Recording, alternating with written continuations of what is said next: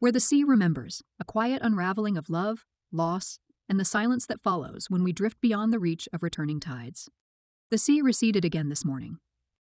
I had grown used to the pattern now of how the waves surrendered to the shore without sound, without resistance, like a breath being drawn slowly inward. The sand, slick and glistening in the pale light, felt like a memory that had never quite dried out. I watched it happen again from the window, the one that faced the cliff edge, my tea cooling in my hands. It had been weeks since I found the note in my coat pocket, the one I had written to the child that never came. I hadn't remembered doing it. The handwriting was unmistakably mine, soft and hesitant, as though I had been afraid of the words even then. I folded it again, carefully, and placed it in the wooden box on the shelf, beside the jars of sea glass and the stone shaped like a teardrop. There were fewer thoughts now. The days passed like fog, soft around the edges, unshaped by urgency. I no longer needed to mark them. Some days I didn't rise until late afternoon when the tide had already begun its return. My body moved slower.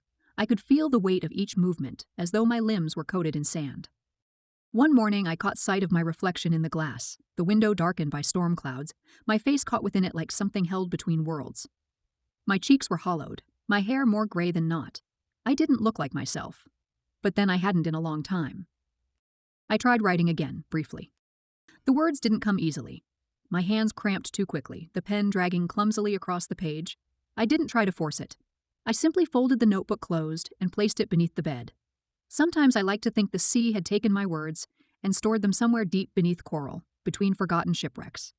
It was a foolish thought, but comforting. A storm came through the village not long after. It was the worst in years, the woman next door had said.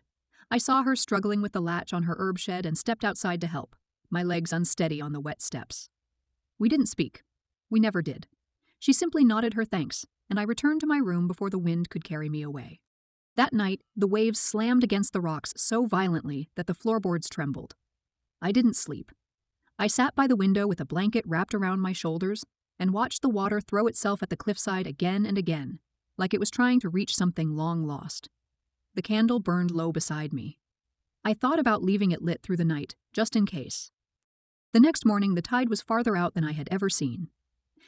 The sand stretched wide and bare, revealing deep gouges and seaweed in patterns like veins. It looked like the sea had peeled itself back on purpose, laying bare its secrets. I stood at the edge of the porch, the wind against my face, and felt something shift inside me, quiet but certain. That day, I walked farther than I had in weeks. The path was slick and narrow, but I took my time. I reached the sand and kept going, past the familiar stretch of driftwood beyond the rocks where the gulls nested. I walked until the village was no longer visible behind me. There, in the quietest part of the shore, I sat down and placed my hands flat against the wet earth. The cold traveled up my arms, but I didn't move. It felt like I was being held. A strange calm settled over me, one I hadn't known I'd been craving. I didn't think about the illness or the silence of the house or the man I had once shared a life with. I thought only of the sea and how it had never asked anything from me. It had simply come and gone, like breath, like memories. When I returned home that evening, I lit another candle. This one I placed by the wooden box where the note still rested. I didn't open it. I didn't need to.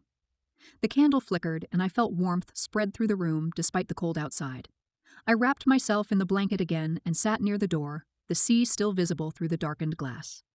I remembered something from long ago, before him, before the miscarriage, before the house and the silence.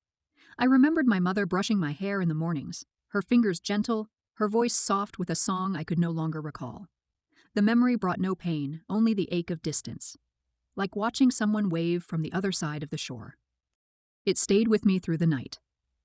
The days after the storm were quieter. Even the gulls seemed subdued, their calls distant, carried off by the salt wind. The sea had left behind tangled ribbons of seaweed and broken bits of shell, fragments of things that once lived and drifted and belonged to some other time. I watched the waves from the porch again, slower now, less certain in their rhythm. Each morning I rose with effort. My limbs no longer obeyed without question. Breathing had become an act I measured not just by its difficulty but by its shape. Inhale, hold, release. I began to wonder how long the body remembered such things after the spirit let go.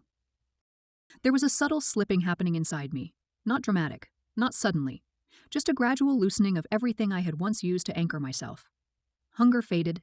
Sleep became a place I could enter easily but leave only with strain. The wind was sharper now, cutting through the cracks in the windows like it had been invited in. I didn't mind. It reminded me that the world still moved, even as I slowed. I began gathering things without thinking.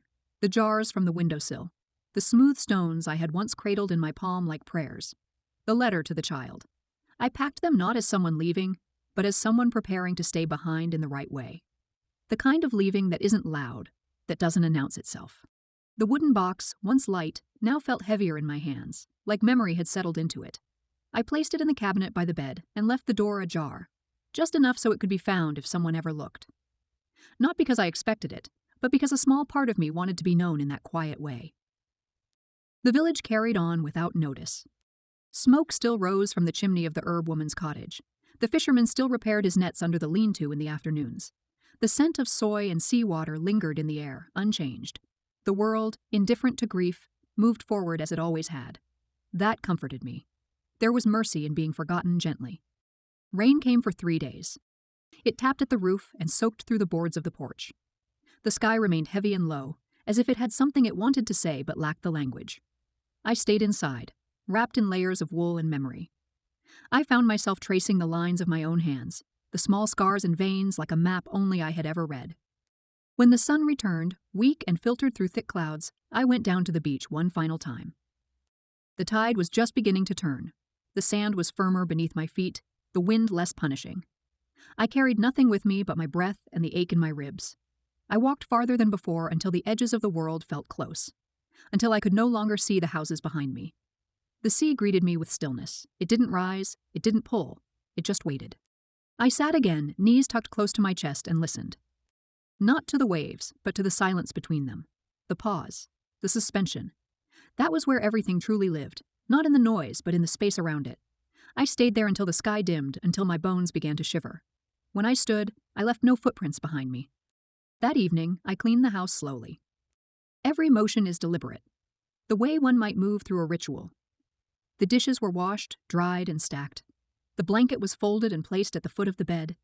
The floor was swept, even though the wind had not brought dust on that day. I dusted the shelves, straightened the frame above the window, and replaced the candle with a fresh one. Then I sat in the chair by the door. The light outside had softened. The sea had come back in without urgency. The horizon was blurred, caught between dusk and something deeper. I watched the waves climb the rocks with patience, with grace. My hands rested in my lap. My breath slowed. I felt something give. Not a pain, not a snap, just a release, like a rope untied from a dock, drifting outward on the tide. They found me days later. The woman next door noticed the absence of smoke. The fisherman paused when he saw the porch untouched. They approached quietly, the way one approaches a nest in the grass. They didn't knock. They opened the door with care. They moved through the house like it belonged to memory. I imagine they didn't find much. A bed was made, a teacup clean and dry, a blanket folded, the candle burned low, its wax cooled into a dish. I imagine they saw the jars of sea glass, the wooden box left slightly open. I imagine they felt the peace that had settled there. They didn't cry. They didn't call anyone. They wrapped my body in the softest sheet they could find and carried me out through the narrow door, the one I had stepped through every morning on my way to the sea. They didn't say much. They didn't need to. They buried me near the water. Not with ceremony, but with understanding. There was no headstone, no name carved into wood, just a small patch of earth near the tide's reach, where the sand remains damp and the sea always returns, a place where the waves pause for just a moment before slipping back again. No one came searching. No family, no letters, no echoes from the life I had left behind. That was the way I had wanted it, not out of sorrow, but out of clarity. I had chosen the sea, the silence, the space between. I had chosen the slow erosion, the honest fading. But the sea remembered. It came back every morning, folding itself over the shore like a sigh. The wind curled around the corner of the gray house. The gulls returned to the rocks. And sometimes, when the tide pulled out just far enough, the earth would reveal small pieces of what had been a smooth stone, a bit of glass, or a folded note. And for a moment, the world would know. I had been there,